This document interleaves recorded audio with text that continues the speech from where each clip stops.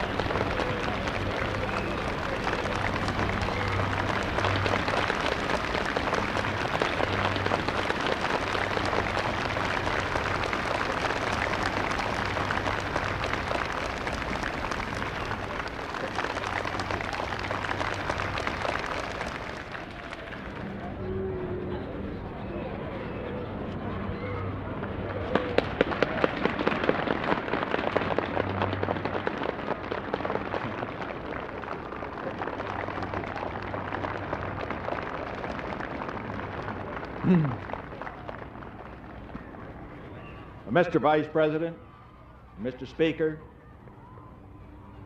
members of the Congress and members of the Cabinet, I want to express my very deep appreciation to all of you who have come here to send us off on this historic mission.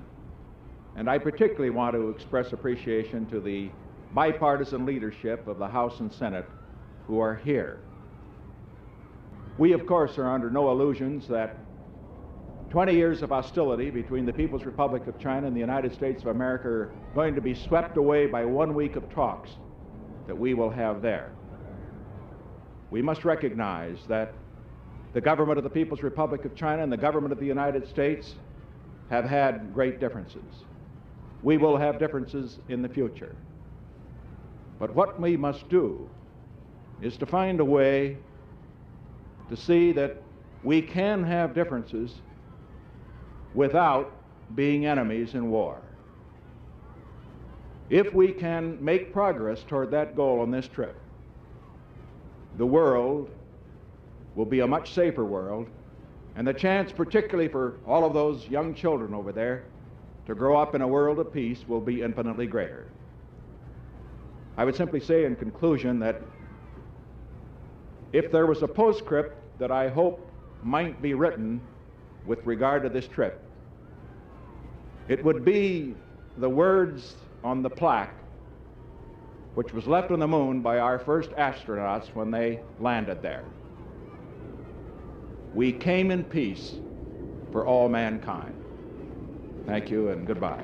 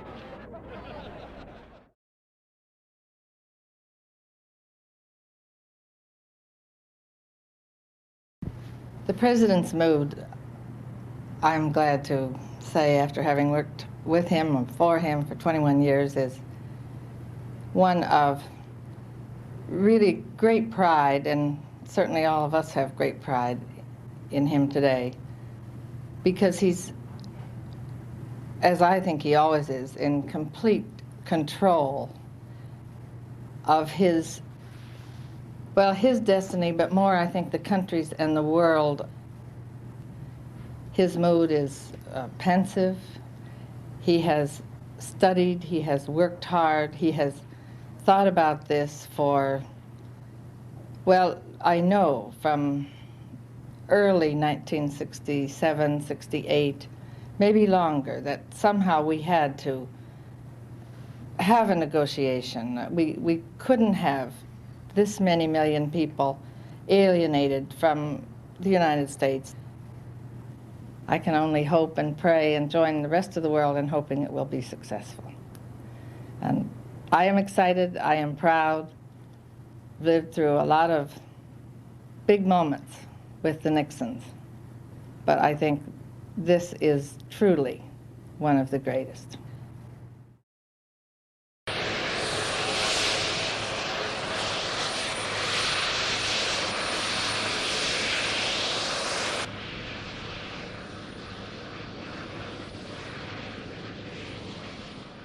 Thursday, February 17th, departure ceremonies and the takeoff of Andrews all went very well with no problems. The President seemed to be in great spirits on the chopper going over to Andrews, as he too felt the whole thing had gone well.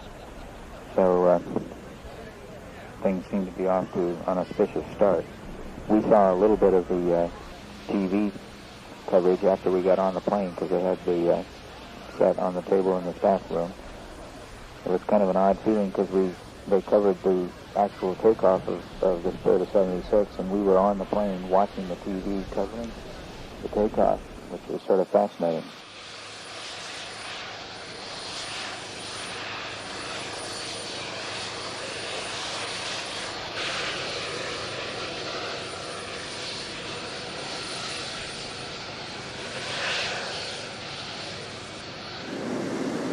Well, I think what we have to do till the first day is to feel it out. As we're going to have to find out what the mood is. We want to find out whether the mood might be on the basis of their statement they made a couple of days ago, or it might be they may have said that, now they may have said something else. And I want to feel naturally there'll be in the plenary sessions, we'll have all our interpreters there. But I do not want to have a situation, say, where I'm in what is basically a very private meeting with him, where there are extra people there. My experience has been that these times are really illustrative. They let it run. The difficulty is that day we have a plenary session and we have a dinner, don't we? Yeah, Have postponed the dinner? yeah. I've never seen them pay any attention, but they always start on the second. I mean, they're never late. Start on the second and end on the hour. But I think they, again, just judging by my October trip, they'll get it done in 2 hours in the plenary session, because you'll make a statement, he'll make a statement, and there'll be some general agreement on how to proceed. Yes, it's most interesting with the Chinese. Your comments before about Mao and Zhou and Malraux's anti-memoirs are most interesting, you know. Yeah, and read the first part too. His talk about, really the more interesting part is his evaluation of de Gaulle. It's rather fascinating.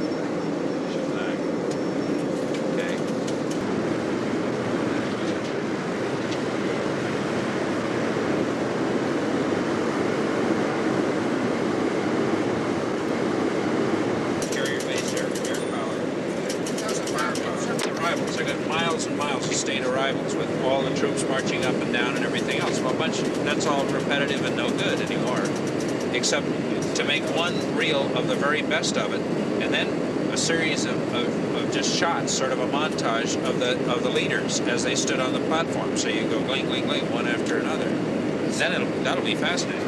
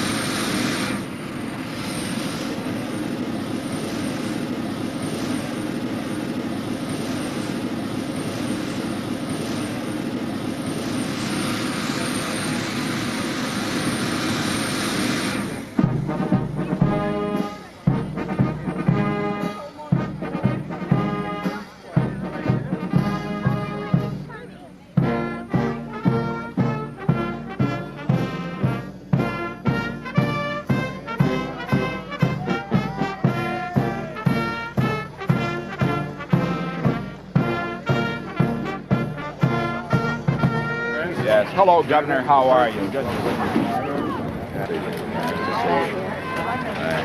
here's the governor. Oh, thank you very much. That was on behalf of my wife. That's very. I'll do my own if you don't mind. Oh yeah. You, Governor, you get to do your own. Sad. We've done this before. Now we're always have you here. Glad to have a day in Hawaii before moving on across the world. You won't be able to. I've got to work tomorrow, but I'm going to sit in the sun, work, get some of that tan you got. A little crowded. How are you? And thank you for all the flowers through the years. You've been a good friend for 20 years. Thank you. Hey, wave. That's great. Beautiful.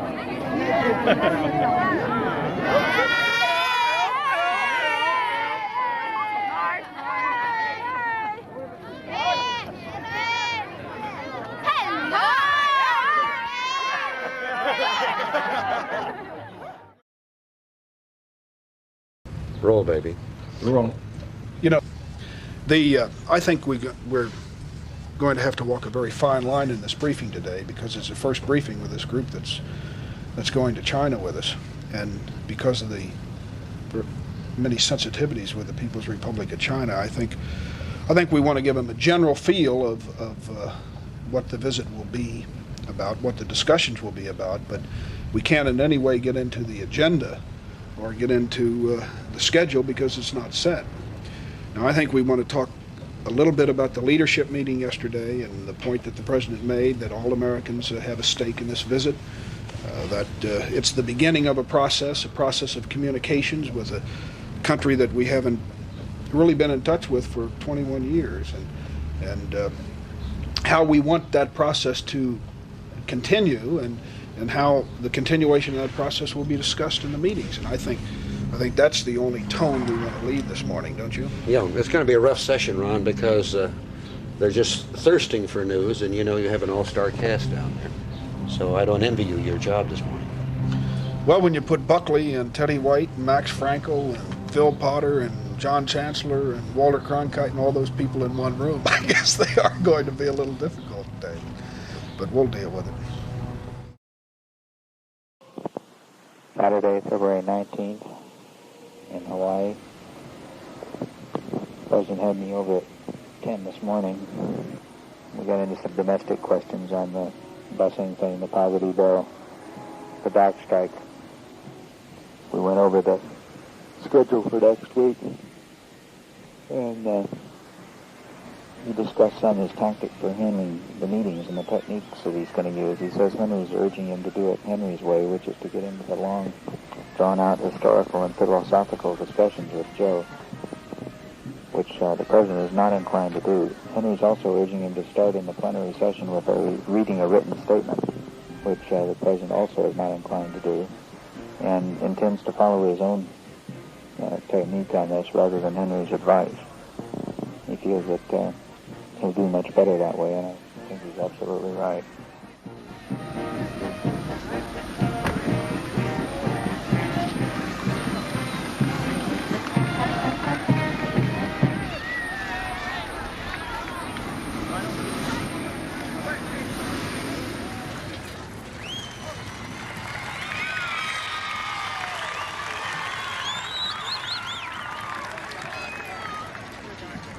This is not a time for a long speech, but I would not want this opportunity to pass without saying just a word with regard to the significance of this moment.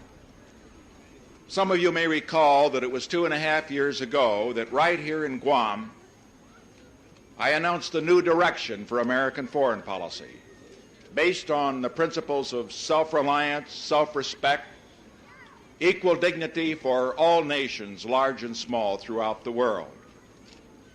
And tomorrow, I will take off from Guam for Shanghai and Peking, the first President of the United States ever to visit China. Guam, I know it is said, is where the American day begins.